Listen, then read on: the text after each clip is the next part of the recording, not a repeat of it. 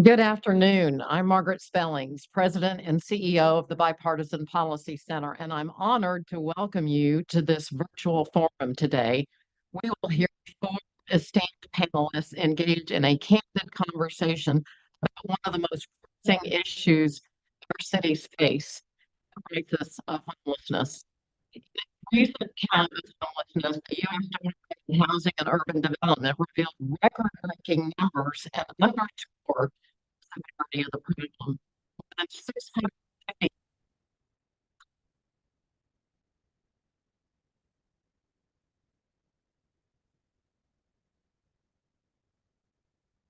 one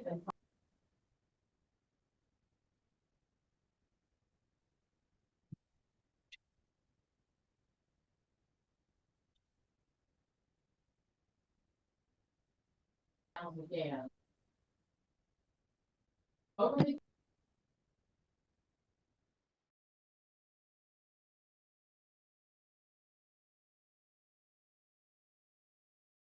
In 1987, the bipartisan McKinney-Vento Homeless Assistance Act marked a significant federal commitment to addressing homelessness, providing funding for a broad range of services and programs that are crucial for meeting the needs of unhoused people. We hope this convening will help elevate local success stories and provide a forum to consider what additional steps the federal government can take. Promoting policies to increase and preserve the supply of affordable homes, strengthening federal programs to help low-income families access housing, and identifying effective solutions to combat homelessness are top priorities for BPC's Terwilliger Center for Housing Policy, led by Dennis Shea. We understand that solving this problem will require collaboration and bipartisanship, as well as sustained engagement with local leaders. So today, I'm pleased to welcome a distinguished group of mayors and experts who are on the front lines of this fight. Their insights will shed light on how policymakers at all levels of government can make a real difference in the lives of those experiencing homelessness.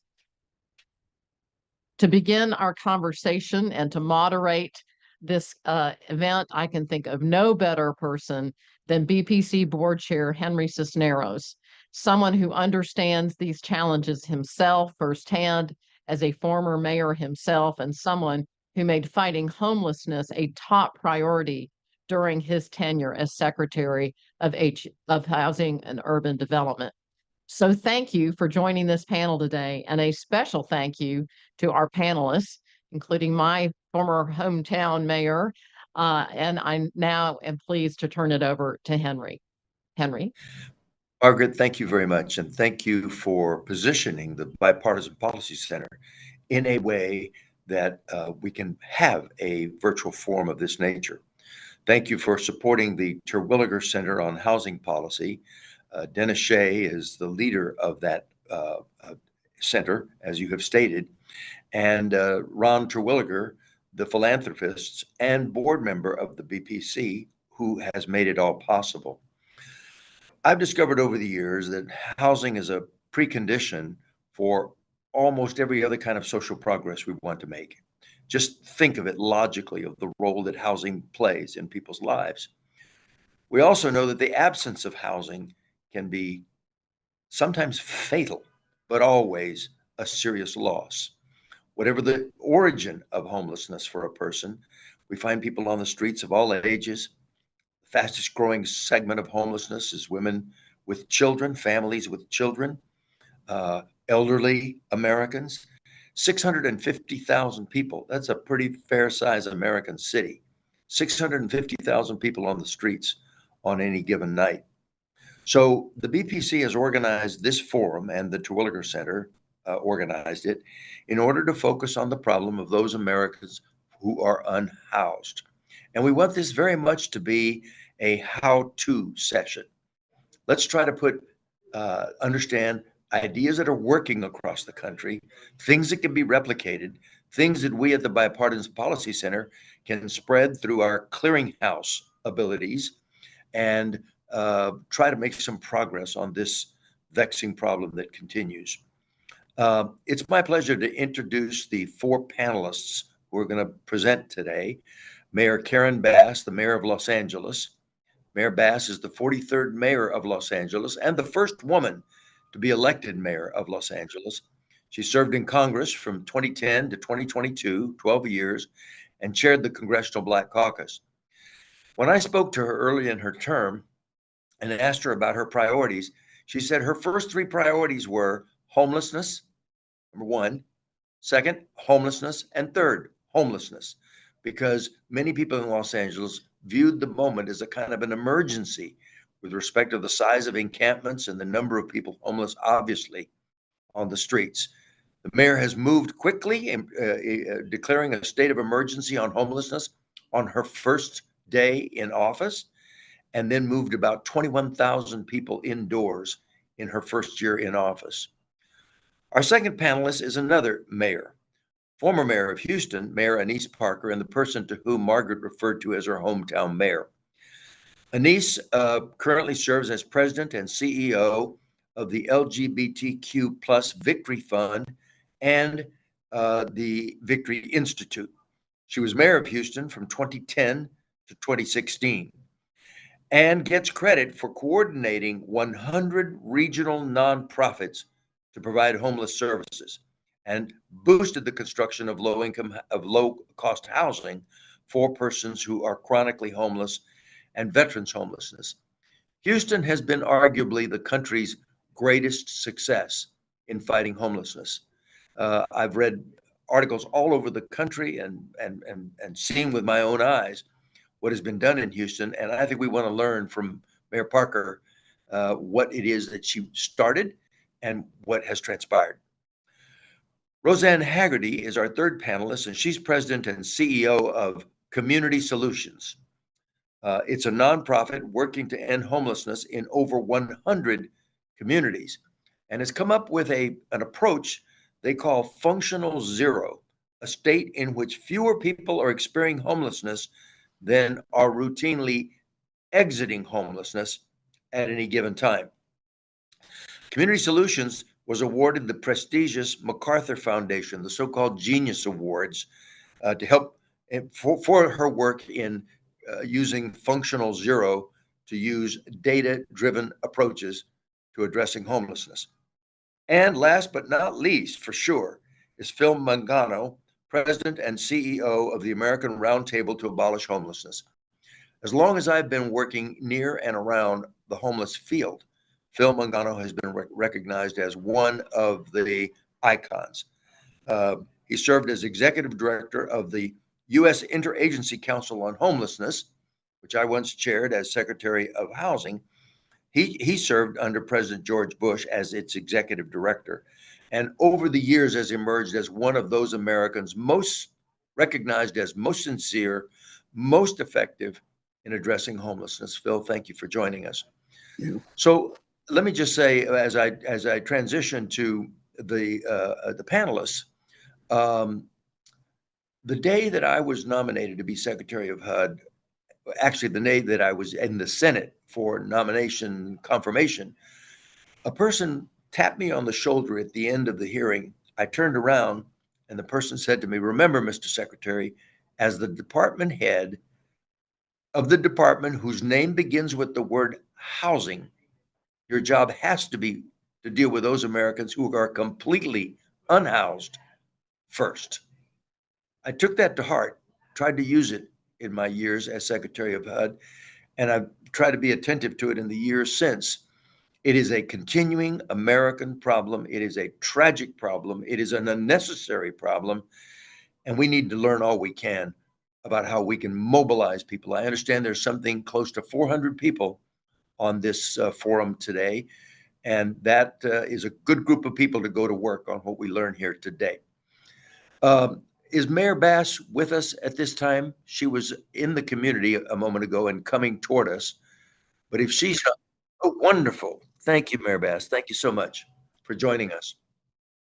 Let's start with you, and please say whatever you want to by way of introduction. But I would like you to begin to help answer, what did you find when you became mayor of Los Angeles.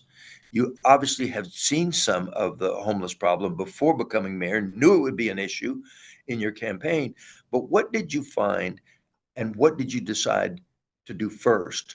What has transpired since, if you can share that with us? Well, absolutely. Well, thank you so much for your leadership. And this is certainly an esteemed group of people, many of whom I have followed their work. I've been mayor now for a little over a year, but actually it was homelessness that was the reason I ran to begin with.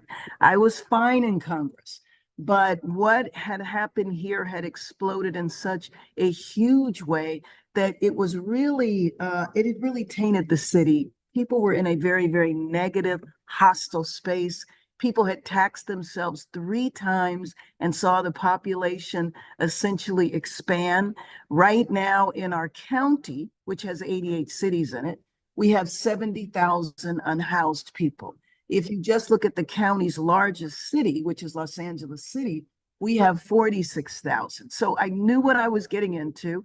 It was an issue that I tried to work on 3 decades ago when it was much more manageable and wasn't successful. So on the first day that I was in office, I put the city in a state of emergency, which allowed me to move things forward without a very long process. And so I embarked on building the plane while flying it too. Street homelessness is what really aggravates all of Angelenos because there are tents in every community and some quite elaborate structures. Some of the encampments can have as many as 80 people in them. They're small communities. So what we did is that we started doing outreach with people with lived experience. We were getting people off the street very willingly. And we found that people were willing to leave the streets, especially if you took them together. What people didn't like is that if you would just move one person someplace, another person, in another part of town. So we would lease out an entire motel and move the entire encampment. And so we've been doing that for more than a year. We've gotten thousands of people off the street, a lot of problems, but I do want to flag what I think is the most significant problem. And in this area, people always talk about comprehensive services. I have a background in healthcare, and I have found that in this field, services is a very generic word. Everybody defines it differently. There's no set standards, and there's not enough emphasis on healthcare. And so I'm trying to address that this year by hiring a deputy mayor who's actually a medical doctor who has worked with the unhoused population, because if you don't address their needs, they'll wind up back out on the street. And then the model that we're using now is way too expensive, moving people in motels. So now we're looking for a more cost-effective interim housing where people can stay for a year and a half. The de facto policy in Los Angeles basically was you stay in a tent until we have something built. Now, at the same time, I used my executive action authority to fast track building. So what used to take 6 months in the permitting process now only takes 37 days. So those are some of the strategies and approaches that we are using. We have been able to clear encampments by housing people, but I just want to register one fear I have, and that is the Supreme Court and the grants passed policy that they're going to look at. And I'm sure this Supreme Court is going to overturn it. And what I am worried about is that could usher in a whole wave of criminalized house, which is not going to solve the problem. Thank you so much for the opportunity to speak with you today. I also have my chief of housing and homelessness solutions here with me. She was the former secretary of housing for the state of California. I recognize Lourdes. Yeah, Yes. she worked in the She's city. also been a public housing director, and she's also managed public housing in Washington as the chief public housing officer at HUD. Exactly. And so Good she to is see you, here Lourdes. full time with Mayor, us. Good, very happy. before we pass on from you, we'll come back, but can you talk just a little bit about, you must have thought about this. Is there something unique about the homeless situation in Los Angeles that drew the size, the scale? Is there, some people talk about the weather is pleasant and people don't have to be freezing cold. What's the underlying, what kind of homelessness do you confront? Sure. And let me just tell you that there is a lot of myths in this city. And one myth is that the majority of the homeless population are from other cities and other states. But what is typical of Angelenos, if you ask somebody where they're from, they'll tell you Chicago. And well, how long have you lived in Los Angeles? Well, 30 years. No, you're from Los Angeles. So there is a myth about that. But I think that the number one driver is just the incredible cost of housing. So for example, you cannot buy anything in this city for under $400,000 to $500,000, period. I mean, in the most challenging neighborhood, and then rents, $2,000, $3,000 a month for a single. And so people were priced out of the market. But there are different categories. Let me just tell you that our number one category now are people in their late 60s and 70s who worked in the service industry, no 401k, no pension, and they get later in life, if there's not family to take them in, they are simply priced out of the market.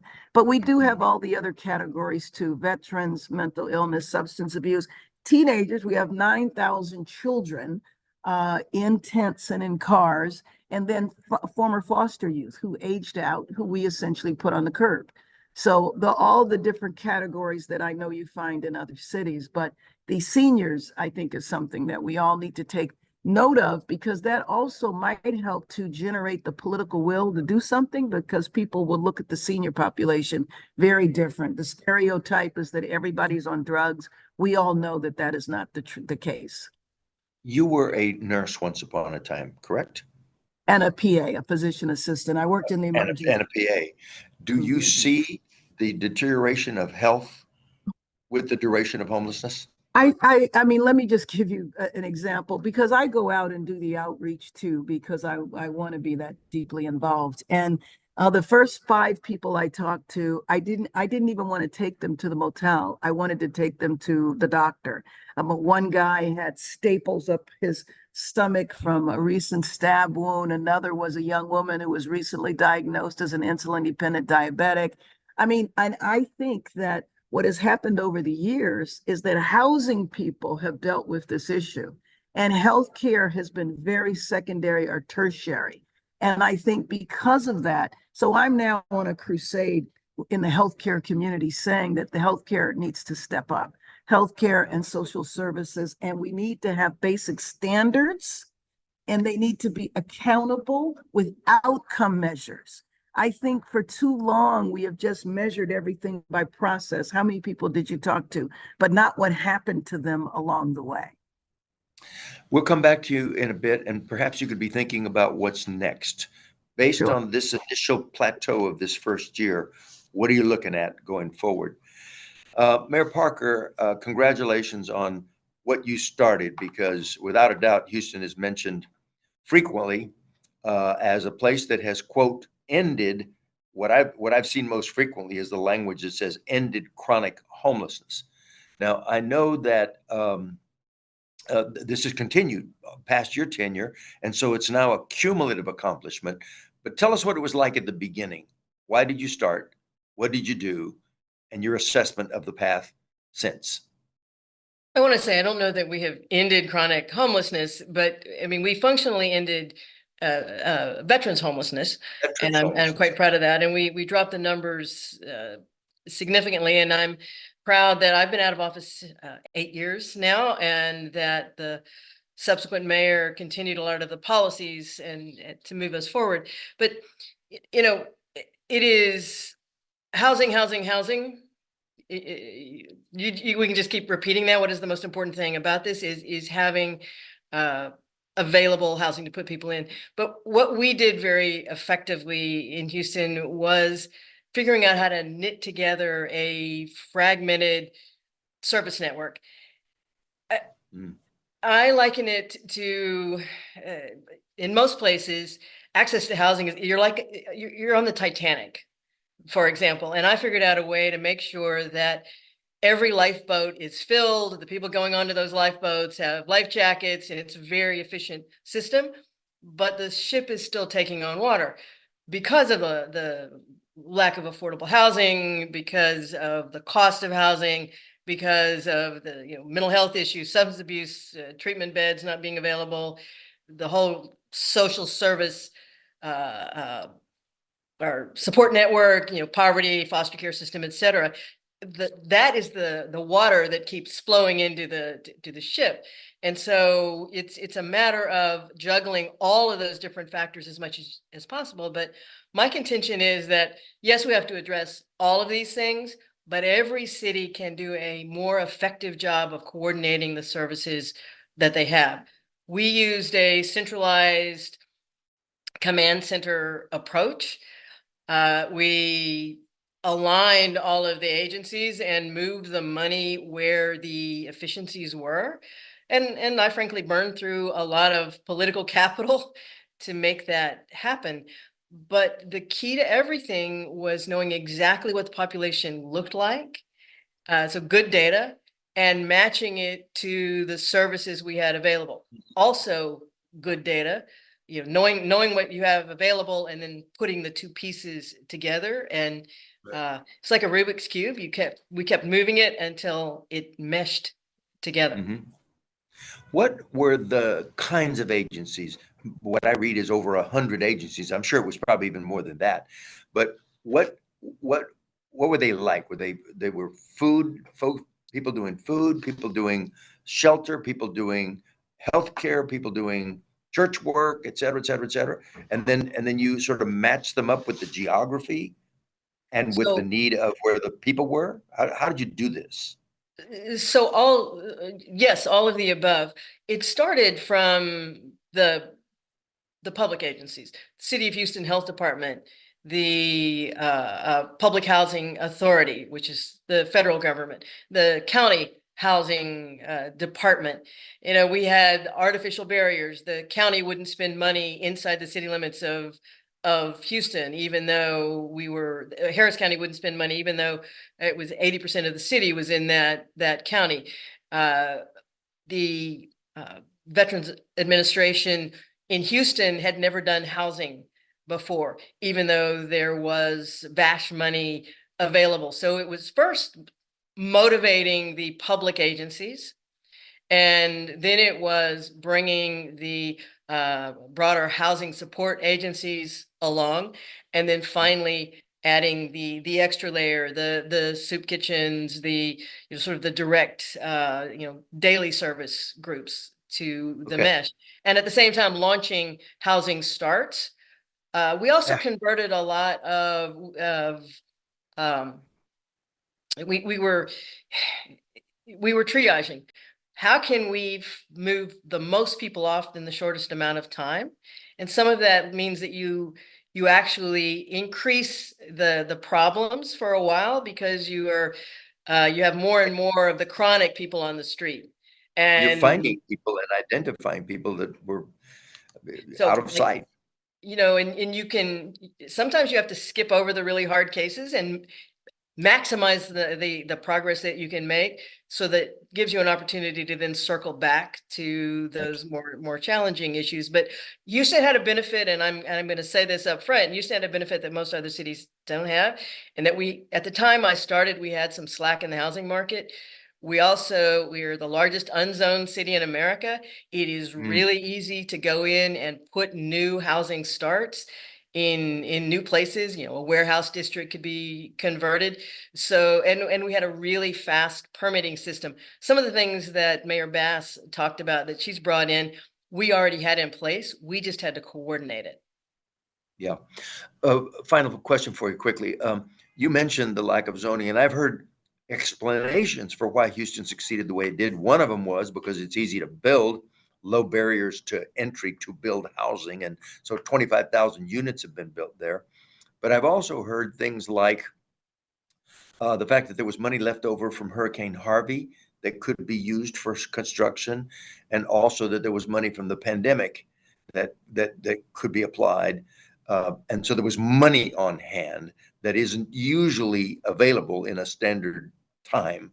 These were special funds for emergency matters that could be adapted. Does that sound correct or not? Yeah, all those monies came after I left office, but Okay. it is certainly what is helpful from the government is providing resources that can then be tailored to every city's Right. needs. Well, there's no doubt. Congratulations, and we'll come back to you. But you motivated your successor to keep it going, and hopefully he motivates his successor to keep it going. But Houston certainly has accomplished something.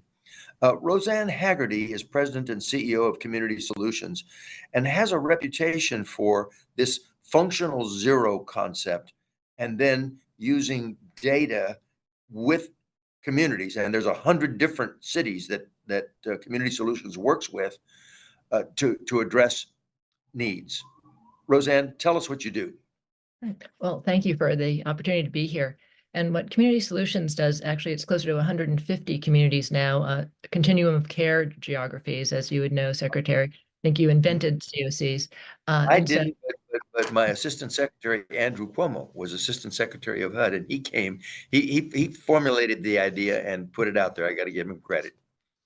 Well, we're working with 150 of the COCs across the country who have voluntarily joined the Built for Zero network, which is essentially doing what the two great leaders who are on this call, Mayor Bass and former Mayor Parker, have done, which is how do you unify all of the efforts in a community and optimize all of a community's resources to make progress on this issue?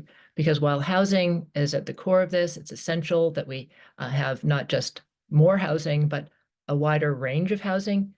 What you have happening in communities all over the country is lots of worthy effort that is not coordinated. And so communities that join the Built for Zero movement, we help them implement 5 different practices.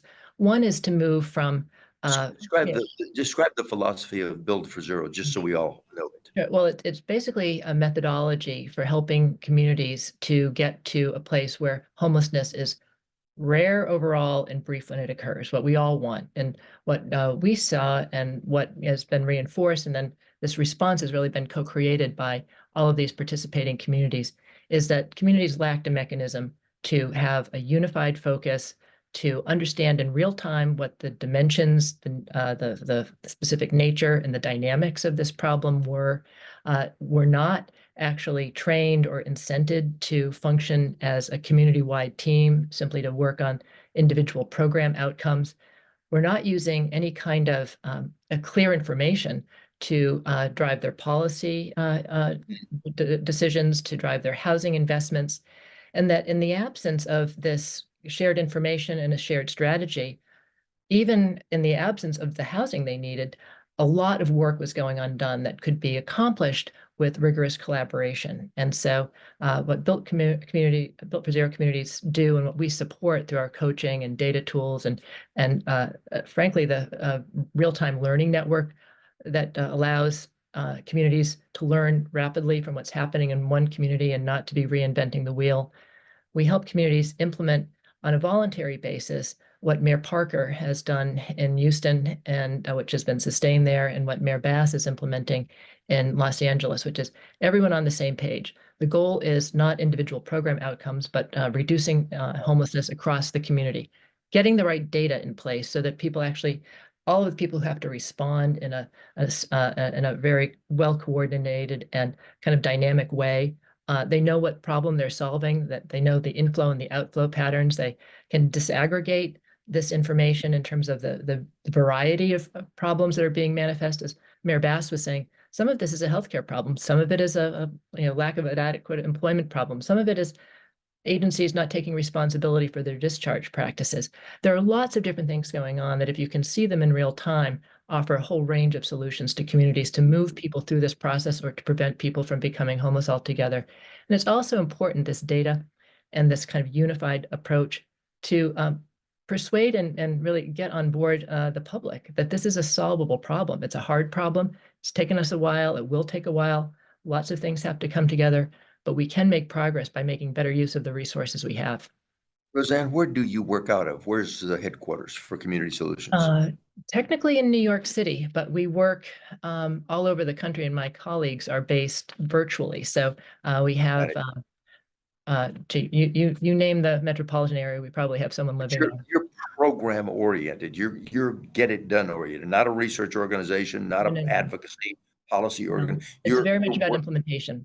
Mhm. implementation. Yep. And I get the model that you're talking about because I have for years chafed at what I've seen, which is a lot of organizations in communities doing good work and well-intentioned work, but they're doing it in their old paths and silos. They're doing it out of habit in some respects because that's what they've forever done, and they sort of never come together where the problem is, or come together as organizations. That's what you're trying to prevent and Exactly. steer Like and guide, right? that is a core problem. And interestingly, and both Mayor Bass and former Mayor Parker spoke to this. You have to create almost an equivalent of an emergency command center. You have to be on the kind of footing that recognizes this as an urgent issue, and old slow-moving rules are just getting in the way. That if we saw this issue in a different light, which is, thousands of people experiencing homelessness, if that happened as the consequence of one incident, there'd be no question that we'd be there and like everyone would be working toward a single goal. That's not the way we typically approach this problem, but we can recreate those conditions. Now, notably in your comments, you have not said much about housing, about the stock, the availability of housing. Just talk a little bit about the transition from a shelter to some form of transitional housing or supportive housing, to then eventually some form of permanent housing. How important have you found that is, and where are you doing the best job of that? Yeah. Well, that is essential, Secretary. Just not only expanding the housing stock, but having this coordinated mechanism so folks who are without housing get access to it and to the right kind of housing quickly. And by the right kind, one of the things that we've realized as part of the dynamic here that needs to be addressed is that historically the country had a much wider range of housing options, much more innovation in terms of options for single adults, YMCAs, for instance, or shared living arrangements. And we've sort of systematically disabled our innovation over the last generation. And so helping communities not just move some of the barriers to production of new housing of all types out of the way, but realizing that we need to create some of these housing models that served and continue to be needed, an essential purpose, in giving housing options to people with low wages, in transition, with needing something that is matched to their income, but not necessarily requiring a lease. So we've had those models in the past. And so one of the things that we are helping communities to do is to rethink that even the types of housing that they need now. Right. Roseanne, let me see if I can pick up Mayor Bass. She has just been called away and needs to leave. And if she's still with us, I'd like, Phil, if you'll give me permission, just to bring her back for a moment. Is Mayor Bass still there? Maybe not. She was called away and she had to go. All right, let's go to Phil Mangano, who I've described as the former executive director of the United States Interagency Council on Homelessness, but a nationally respected figure. Phil, what have you heard today that strikes you as new, creative, promising, or has underlying reasons why it's successful? Phil. Well, there's no question. And first of all, thank you to Dennis and to yourself for holding this forum and for other efforts of this sort around the issue of homelessness. I think you've really brought a new level of visibility to the issue in the country, especially among those who are focused on housing and how housing is an integral part of this issue. I certainly think that a common theme throughout Mayor Bass, Mayor Parker, and Roseanne is the need for housing. And what do we need to do to create that housing? That's the central antidote to homelessness. So we can talk about a lot of different aspects of the issue, but the central antidote is to provide people with a place to live. And there are initiatives going on in the country right now that mirror some of what is being done, has been done in Houston, for example, though Houston had some very special circumstances, as we heard. But there are efforts going on. And I'm most encouraged by the efforts of the private sector in a number of places getting involved in this issue, creating housing. What we know, of course, is, and Roseanne touched a little bit on this, in the 70s, 80s, and 90s, by virtue of the economic booms that were happening into the 2000s, our cities lost the vast majority of the SRO, single room occupancy rooms in cities. I know, for example, in Massachusetts, where I led a study on this years ago, that in those decades, we lost 96% of all the SROs in Massachusetts. The demand for those SROs didn't decrease. The numbers of people who required them and who could pay $5 or $10 a night to stay someplace, that demand didn't decrease, but the number of units available decreased. And that's exactly the place where homelessness increases as those units decrease. So the focus on the supply side of this issue is so critical. I think most all of our attention needs to be focused in that direction. If we really have the intent of solving this problem, which is, as an abolitionist, I was born in Boston. You're an abolitionist. You see a wrong, you want to right it. You see an evil, you want to end it. So if the intent is to resolve homelessness in this country, then we need to create the units that will be sufficient to respond to the magnitude of the problem. That's not the focus in most places in our country. In most places that I go, much in the Southeast and in the Southwest, there are cities crying out for more. The providers are crying out for more units because they've prepared people to move forward into housing, but there are no units for them to go to. So Phil, briefly tell us what kinds of housing, what should it look like, and what services should it be attendant to it, et cetera, because we have a range of transitional housing, permanent housing, SRO housing, tiny homes now, lots of different things. What's most useful? Frankly, with the advent of Housing First, which when I was in Washington, we made certain was part of federal policy. With the advent of that initiative, that innovation, what we know is people can move directly into housing. There's not a significant need for transitional and temporary housing. That comes about as a result of cities not having enough housing. But what we know now through the implementation of Housing First in a number of communities, the data and the research shows us that works, that in many initiatives of this sort, there's a 97% retention rate, people coming directly off the streets and into the housing. So that has to be our focus. We have to be focused on permanent, supported, as this is especially for homeless individuals. The supported part are the services that help sustain the tenancy. We know that you can't place very vulnerable and disabled people in housing without supporting them in services. That was the failure of deinstitutionalization 30 years ago, which contributed to street homelessness in our country. So it's permanent supported housing. There are different configurations of that. There are many communities that are moving forward with hotel conversions, dropping kitchenettes in. There are, for example, private sector partners down in Florida who are creating housing that is specifically targeted to homeless people. One of our difficulties has been begging to get homeless people into usual housing with property managers and the like. What's going on in many places is creating housing specifically targeted to homeless people. So they are the ones who can actually live there. That is a central part of the remedy. We'll come back to you. Lourdes Castro Ramirez, who was a former Assistant Secretary for Public Housing in the national government, I think is sitting in now for Mayor Bass. Lourdes, are you there? Can we? You're both there. Okay, great. I'm glad you're back.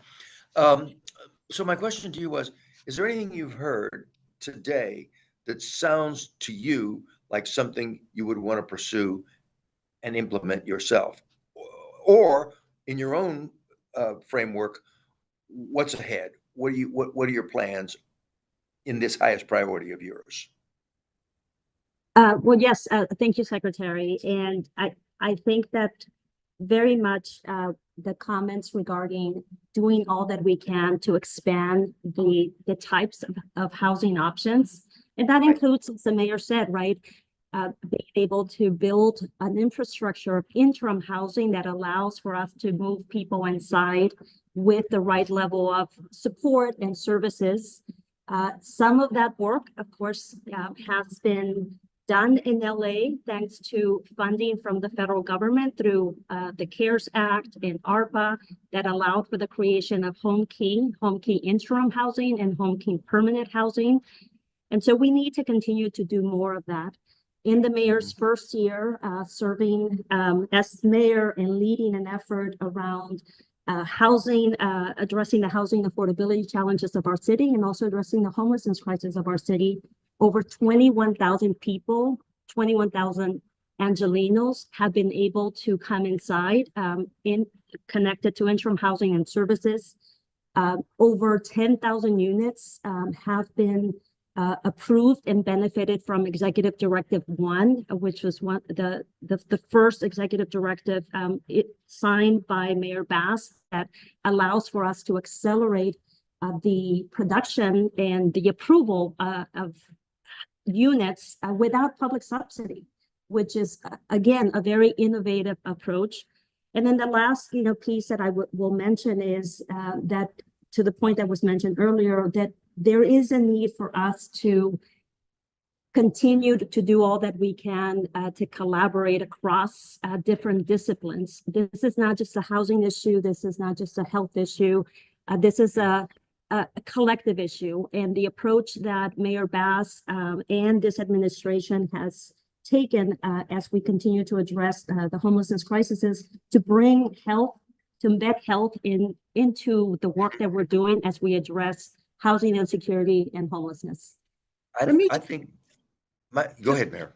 Yeah, I would just like to mention a few things. And Philip, I couldn't agree with you more in terms of the permanent housing.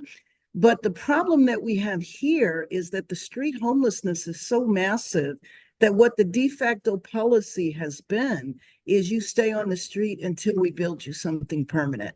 And even though we are fast tracking, we have 10,000 units in the works, but those 10,000 units, even though we're fast tracking, will probably take over a year.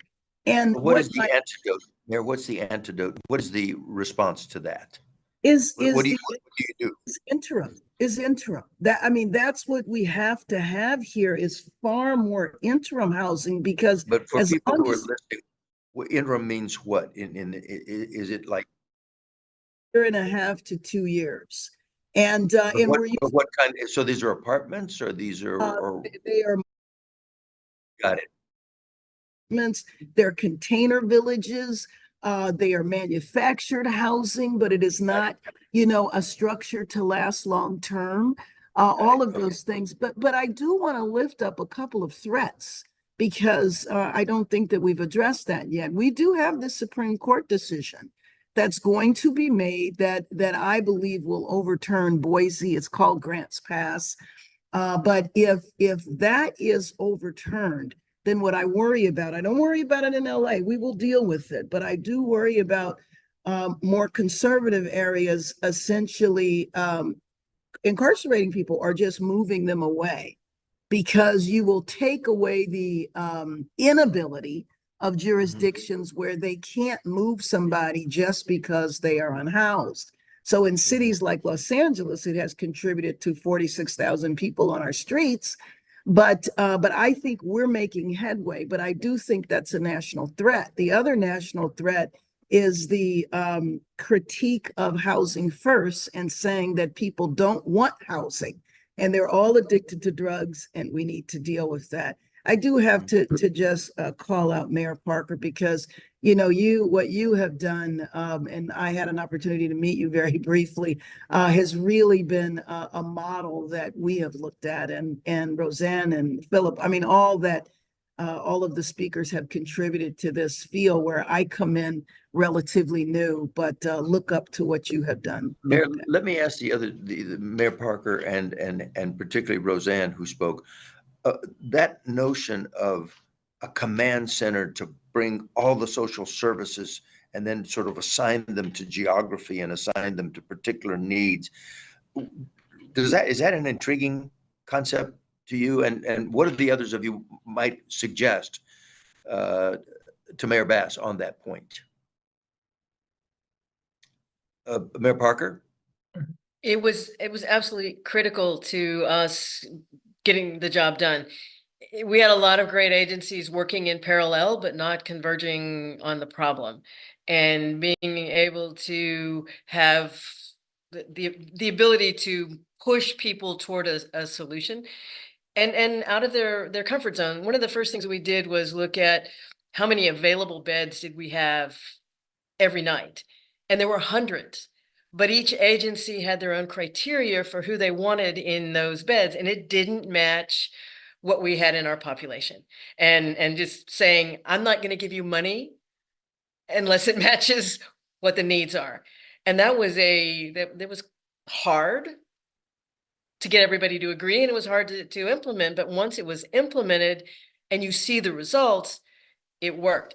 And I absolutely feel Mayor Bass when she's talking about the need. Sometimes you just need to shelter people while you can get them to those long-term housing solutions. But one thing we haven't mentioned, and I think we should, is foreclosure and eviction prevention. You don't put people on the streets. I mean, we're talking about dealing with a population that's already on the street. There are a multitude of things that we can do to keep people from falling into the streets, and we really haven't even addressed that yet. You know, those direct payments during COVID to low income households, homelessness dropped. Yeah. Roseanne, thoughts on the kind of the coordination of social services with housing? Right. Well, this is where, in a strange way, having started off as a housing developer of permanent supportive housing, become utterly convinced that having by name real-time data, being able across a community to see this as a population health issue, to know the inflow and the outflow dynamics, is an absolutely necessary complement to having the right kind of housing in place.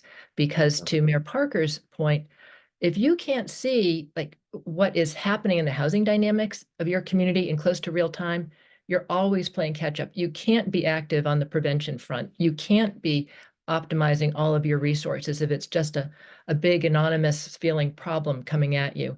And so what we have found is that in this unified structure that pulls together all of these disaggregated, well-intended efforts, that the common language is the data. What's really happening? Who are the individuals who are here and needing help?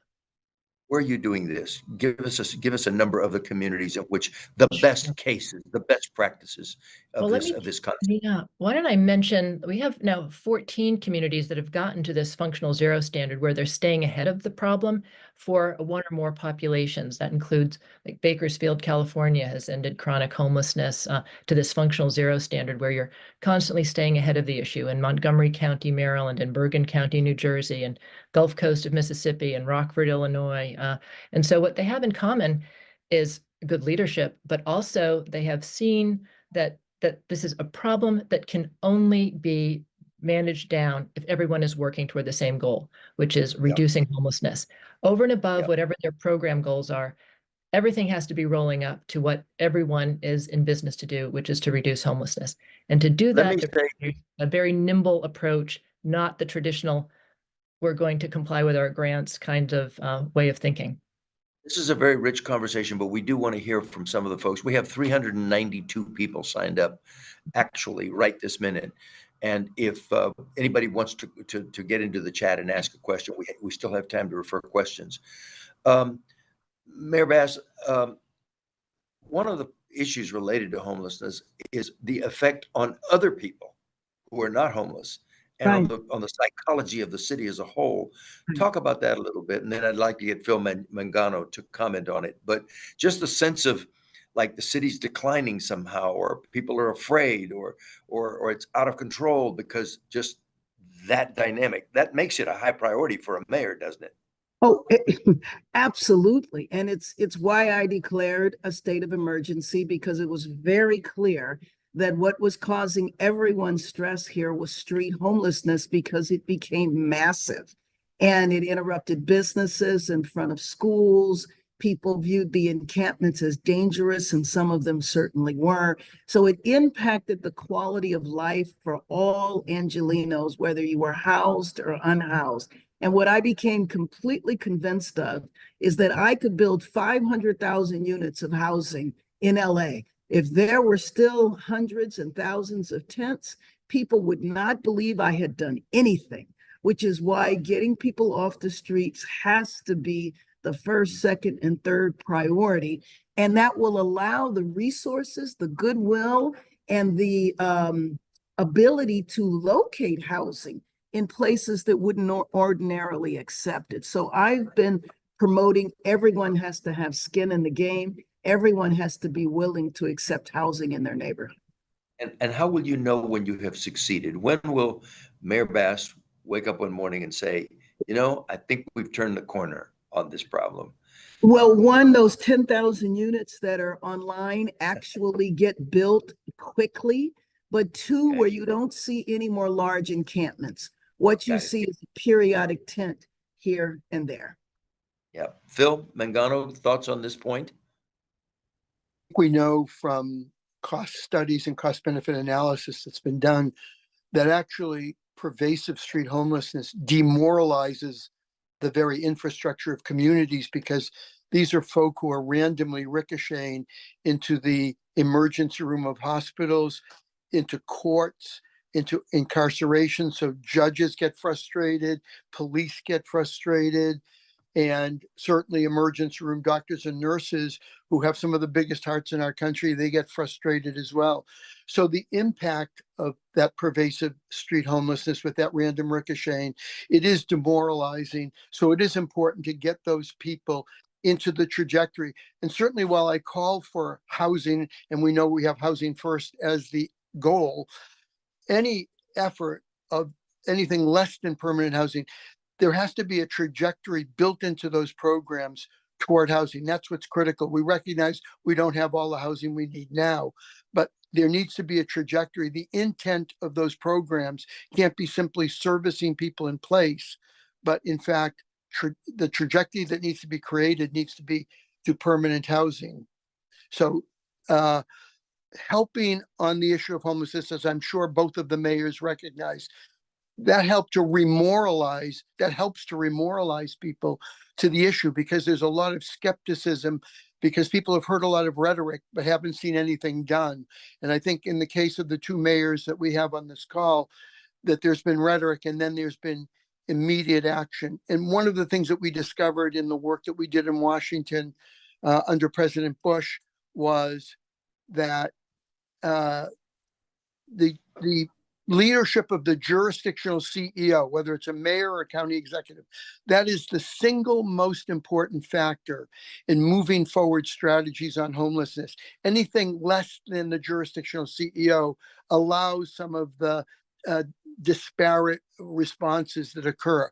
So I give a lot of credit to both these mayors for their jurisdictional leadership. And I would say in every community, large or small, because the very issues that are being talked about, these are issues also in places like Salem, Massachusetts, and Knoxville, Tennessee, same exact issues. It's when the mayor steps up and says, this issue is my issue, and I'm going to be part of the solution to it.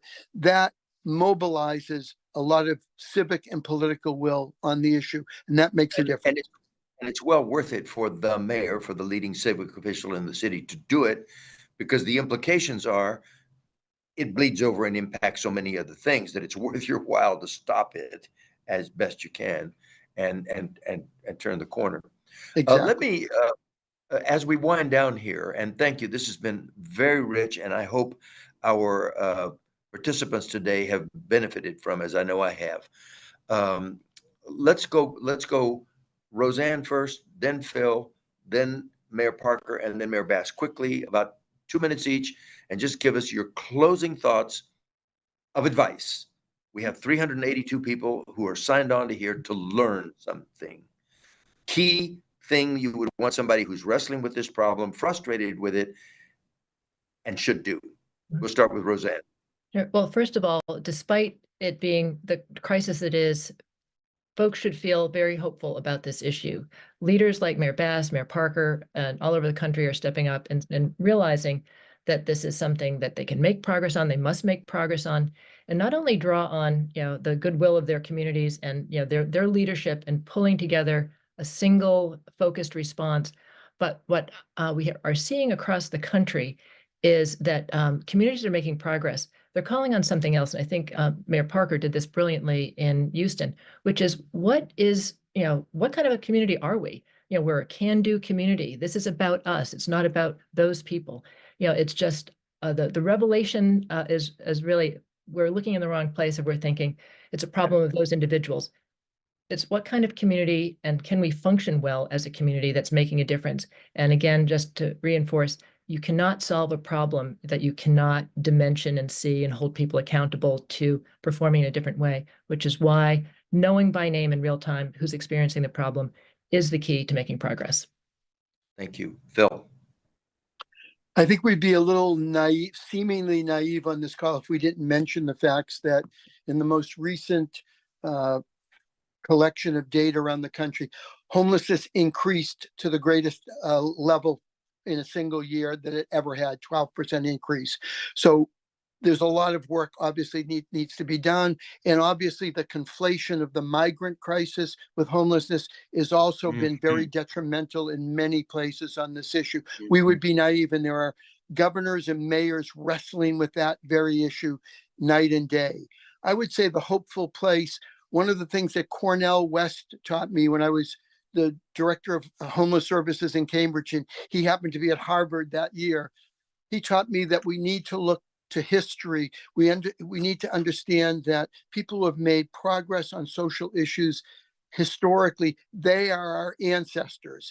And if we adopt them as our ancestors, we'll get the same kind of power that they had, the same kind of intensity to stay with an issue. So adopting those ancestors, people who led the effort on the abolition of homelessness, suffrage for women, civil rights, against segregation, those are available to us. We need to name them as our ancestors and take our effort on that, because every one of those was overcome. So I don't think homelessness is apart from that kind of social problem. We can get this done. Mayor Parker, your parting advice. People may be familiar with that movie, Everything, Everywhere, All at Once. And that's a little bit of what we need to do when we're addressing homelessness. There is no single solution. There is no magic bullet. It starts with housing at all types of housing at multiple price points, with a particular emphasis for homelessness on that permanent supportive housing piece, and the recognition that for a lot of these people, they will be essentially wards of the state for the rest of their lives. We are making a commitment to people to provide them with a safe, sanitary place to shelter every night, their space. And we have to understand that this is not, for a lot of these people, yes, let us get them stabilized, find them a place to stay, help them get their life in order, and they can handle it. But a lot of this population will also have to be cared for permanently. And, that's a mindset that we have to understand. But we have an opportunity here, and that is that as cities have hollowed out post-COVID and the remote workforce, there are opportunities to redevelop large buildings, large tracts of land, and we can rethink the housing that we put in the inner cities. On the scale of your accomplishments as mayor after 6 years, where does this fit? Do you think of it in that context of some of the more powerful legacy that you were able to build on your watch? And does Houston recognize it as such? Oh, I absolutely believe it. It is one of the most important things I did as mayor, and I did it really independently of what else was going on in this space. This was just, as Roseanne said, we can do this. And I had the tools in my hands and I was willing to do it. Other cities can do absolutely a better job. And this is but you have to define the issue, and you have to have real data, and then you have to be able to brute force it into place if necessary. Thank you. Mayor Bass, thank you so much for making yourself available today. I know your schedule is incredible. Los Angeles, busy place. Your closing thoughts in terms of anything you want the 300 people listening to us at this moment to know, who are looking for thoughts about how they proceed on these issues. Well, first of all, thank you for inviting me to participate. And let me just build on and add on to my other colleagues here that I do think that this is a time of hope, because this is an issue that has been studied in one side and down the other. And so we do know what to do. But I like to, Philip, when you were talking about looking at it historically, I see it as an opportunity to build a movement. One of the things that I talk about in LA is that everybody has to have skin in the game. We have succeeded in bringing together every level of government, whereas one of our dysfunction was finger pointing and passing blame. Everybody's on the same page. Now we need to bring this private sector to the table more. But in next month, we're bringing a group of mayors together. I'm chairing the National Task Force in the U.S. Conference of Mayors, and we're going to Washington, D.C. So viewing it as something where all of us in all of our cities have to have skin in the game.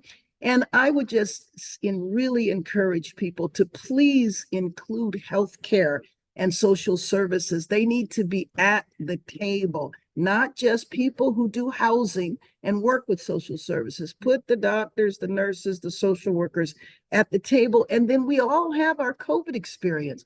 We saw what happens. Like Roseanne said, when people were given direct payments, when there was prevention around